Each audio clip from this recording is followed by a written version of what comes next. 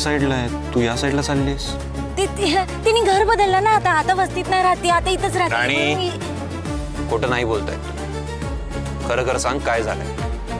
जर तू त्याला हे सांगितलंस आणि आई मुलाची ताटातूट केलीस तर मी तुला आयुष्यभर माफ करणार नाही. काही झालं नाहीये सर. राणी, मी काय केल्यावर तू खरं बोलणार आहेस? तुझ्या नजरेत मला दिसतंय तू काहीतरी लपवतेस माझ्यापासून. लपवत होते मी, पण नाही जमलं.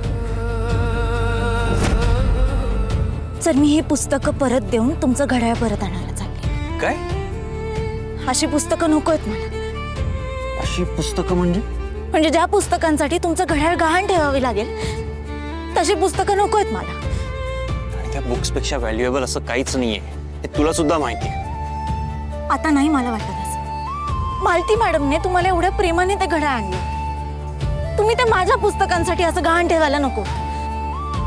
पण तू लॉयर झालीस तर आपण अशा कितीतरी वॉचेस घेऊ शकतो, हे कळतंय ना तुला?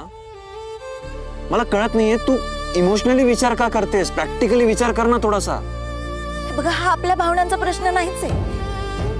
मालती मॅडमच्या भावना त्या घड्याळाशी जोडल्या गेल्यात, हे का विसरताय तुम्ही? आणि आपलं घर, आपली फॅक्टरी, आपली पूर्ण लाईफ तुझ्या लॉयर होण्यावर डिपेंड असताना तू वस्तूशी रिलेटेड इमोशन्सचा विचार का करतेस? कारण माझ्याशिवाय सुद्धा दुसरे लॉयर आहेत जे आपल्याला मदत करू शकतात. पण मालती मॅडमने एवढ्या प्रेमाने तुमच्यासाठी ते घड्याळ आणलं होतं, त्यांच्या भावनांचा जरा सुद्धा विचार का नाही केला तुम्ही?